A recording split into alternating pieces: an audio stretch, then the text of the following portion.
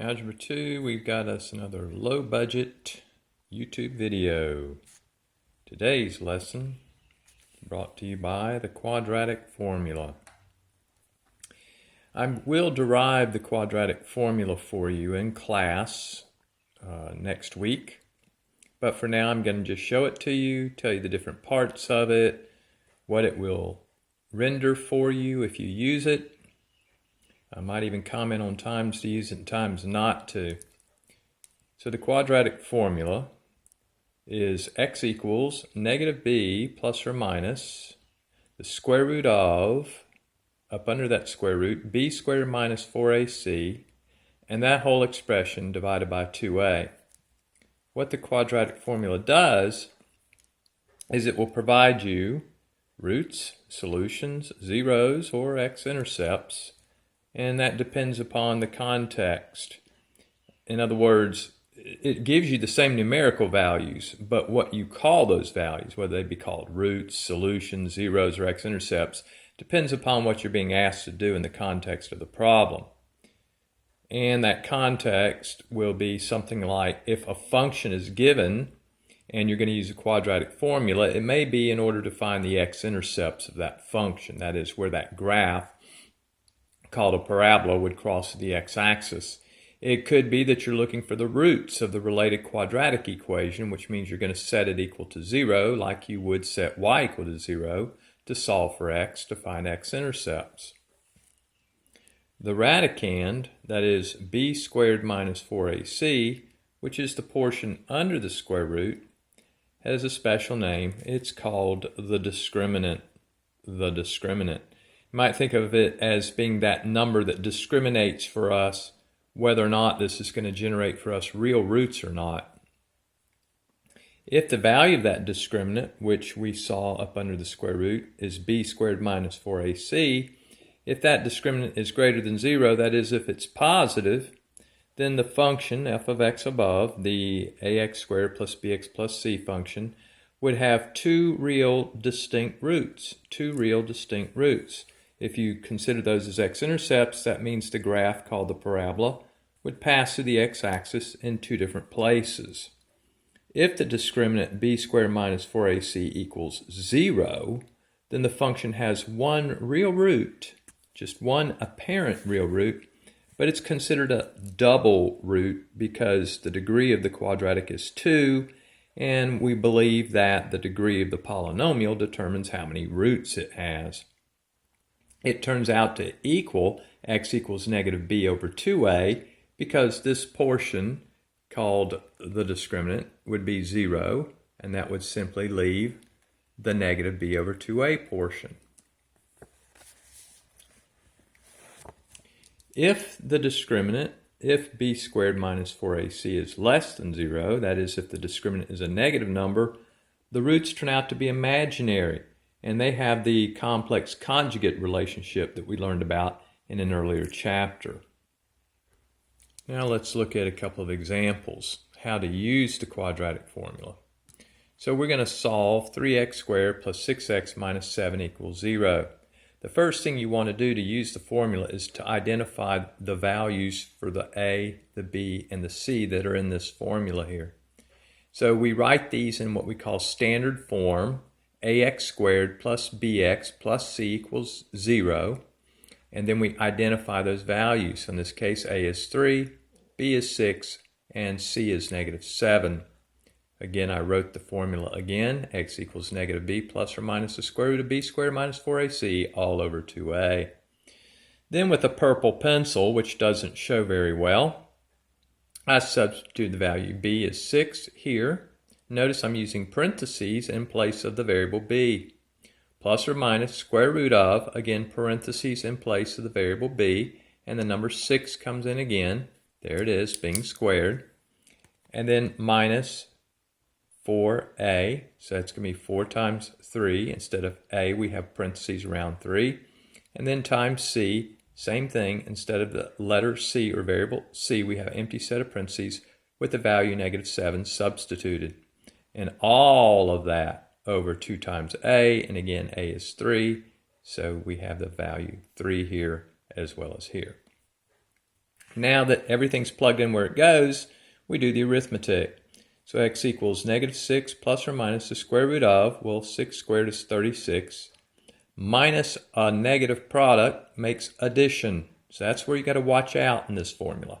Is that minus sign is part of the formula.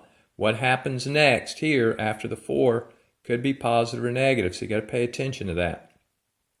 4 times 3 is 12.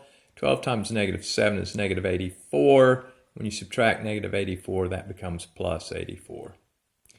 Again, we finish up the work under the radical. 36 plus 84 is 120. So now we have x equal to -6 plus or minus square root of 120 over 6. Now we want to try to simplify this expression. So this equals -6 plus or minus the square root of. I look for the largest factor of 120 that I can know its square root. In this case, that number would be 4. So 120 is 4 times 30. Again, this will equal -6 plus or minus, well, square root of 4 is 2. Out comes the 2. The 30 can't come out. It remains square root of 30, all over 6. Now you have two options how to present your answers. You can separate the top by way of the plus minus, this over the denominator, plus or minus this over the denominator, which I typically do a lot. -6 over +6 is -1, and then plus or minus, and then 2/6 reduces to 1/3, and then times square root of 30. Or, if you're checking answers in the back of the book, most of these Algebra 2 authors do not write their answers this way. They look at these three numbers, in this case, -6, 2, and 6.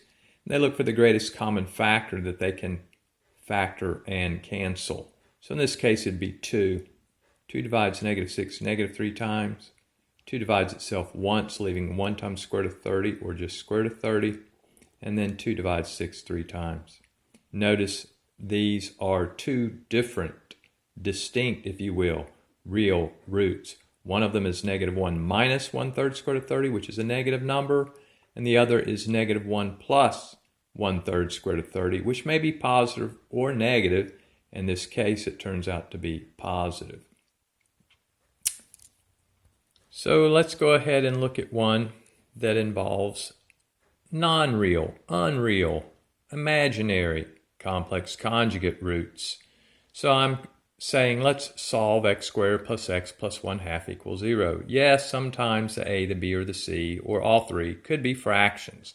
Sometimes you want to go ahead and multiply through by a non-zero number and kill the fraction so that the numbers you plug in for a, b, and c are all rational, non-fractional numbers, or integers, if you will. I chose to leave it the way it is. So in this case, the number multiplying x squared is 1. The number multiplying x is 1. The constant with no variable c is equal to 1/2. So here I am preparing myself for using the quadratic formula. Notice in this time I went x equals negative where b was, I have empty set of parentheses, plus or minus a big old square root of, where b was, I have an empty set of parentheses squared, minus 4 where a was, a set of parentheses, where c was, a set of parentheses, and all that over 2 times where a was, a set of parentheses.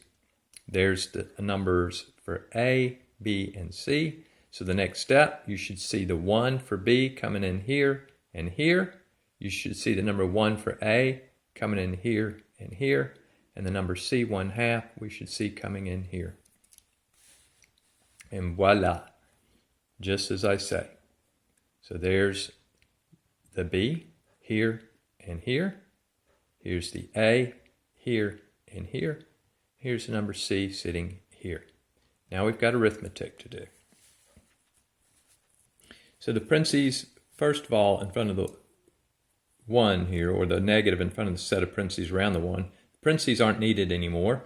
So we have x equals -1, plus or minus square root of, do exponents first, 1 squared is 1, then do multiplication. 4 times 1 is 4, 4 times 1/2 is half of 4, which is 2, and the last is subtraction. This is equal to -1 plus or minus the square root of, well, 1 minus 2 is -1 all over 2. And now we should recall pre-corona that the square root of -1 by definition, equals I. So this turns out to be -1 plus or minus I over 2. Again, in the form a plus or minus bi, we put -1 over 2 here, then the plus or minus, and the number in front of I is a 1, even though we don't see it. And 1i over 2 is the same as 1/2 I. These two are complex conjugates. One of the complex roots is -1/2 minus 1/2 I. The other is -1/2 plus 1/2 I. Those are two imaginary or complex conjugate roots. Why? The discriminant was negative. What I will do for you next week in class is I will derive, by use of completing the square, what we just learned last week, I will use completing the square to derive the quadratic formula in class so that you'll know why we learned to do completing the square. All right, everybody watch this. Apologize for the jumpiness, but again, it was a low budget YouTube. Talk to you later.